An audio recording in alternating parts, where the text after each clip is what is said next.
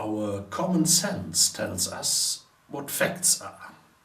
We think that facts can be verified by objective procedures. If someone states that an apple is always falling from a tree to the ground, we intuitively accept that as a fact, even though we are not precise enough in our judgment.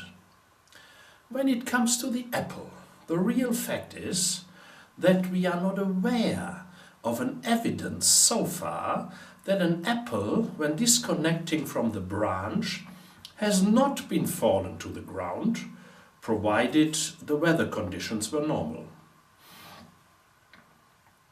That an apple is always falling to the ground is an assumption which, admitted, seems to have a very high probability to be true. We have to be careful with the notation of facts. But there is another, more important issue with facts. Facts as such are useless. Think of a Homo sapiens some 10,000 years ago. He's struggling with getting enough food for his family. His full attention is focused on this issue of life or death. He knows that when the sun is rising in the morning and quite obviously is moving across the sky until it disappears in the evening, he has the best chance to get some food. Now, and we don't know how that could be possible, a well-educated man, a scientist, comes along and tells the hunter that he is wrong. It is not the sun moving along the sky, but the earth is rotating. That his assumption of the moving sun is just not true, not a fact. We could imagine the answer of the hunter to the scientist. Fine, but so what? The fact for the scientist that the earth is rotating, and he knows many more precise detailed how this rotation looks like, is completely irrelevant for the hunter. The fact has absolutely no meaning for him. Facts become relevant when they have a meaning for the people. With the rise of the rational view on people's life, the scientific way of defining facts has become the standard approach. But there are other ways of looking at facts as well.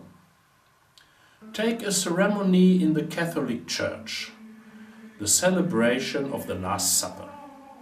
The priest, during a ritual, states that the wine in the cup is the blood of Jesus Christ. Is the blood. Not only could be considered as the blood. The same holds for a piece of bread that is transformed into the body of Jesus.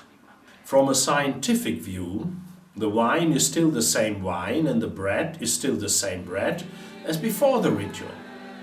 Nevertheless, millions of people take the statement of the priest as a hard fact.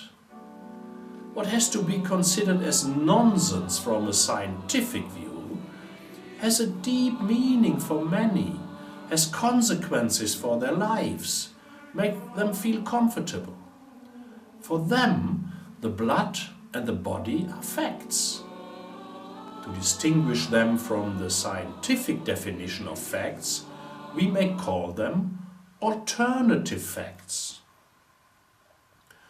Alternative facts are facts as the facts are facts if we allow for more than the scientific view. Alternative facts are not wrong, they are just different and can mean the truth for some. But there are wrong facts as well. Shall we call them faked facts? If you stand in front of a judge accused to have driven with 160 km per hour in a 50 km area, you can of course say that you were driving with only 40 km per hour and present that as a fact. If there is an objective evidence that you are wrong, you are lying, you have no chance. If such an evidence cannot be provided, it is impossible to decide which fact was right or wrong. What shall we do with parents who tell their small children that Santa Claus has brought the presents under the Christmas tree? They know exactly that it is wrong, as they themselves place the gifts there, but they just lie to their children and, at the same time, tell them that lying is strictly forbidden. Why do we parents do that? Faking facts which we know they are wrong? We probably want to bring some mystery into the life of the youngsters, hoping to make it more exciting. But still, it is lying.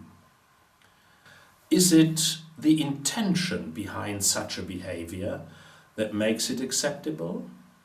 We do not want to harm our children. On the contrary, we think our lie makes their life better.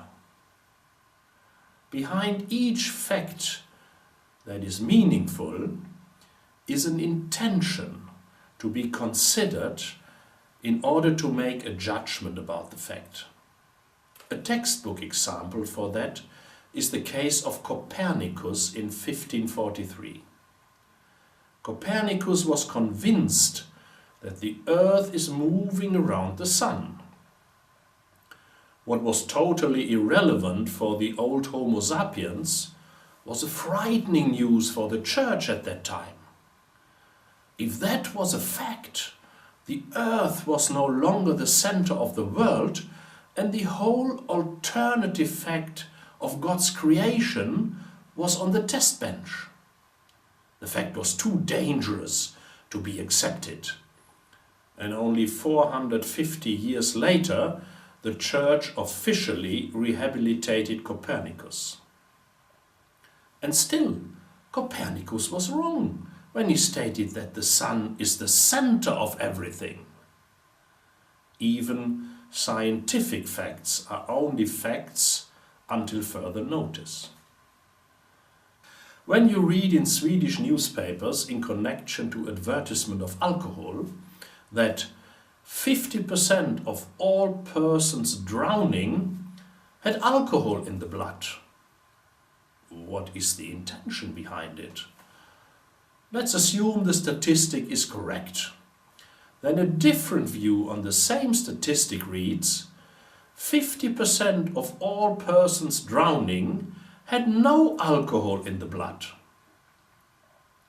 Both statements are true facts and can be proven. The unbiased fact is, in 50% of the drowning accidents, many reasons may have been responsible, but not alcohol. In the other 50%, many reasons have been responsible, including alcohol. Wrapping up, I want to say that facts as such are useless if they are not connected to a meaning and presented with an intention. For alternative facts, the same holds. Faked facts are very difficult to detect in the vast majority of the cases. The fact is that the issue of alternative facts is one of the most complex we have to struggle with.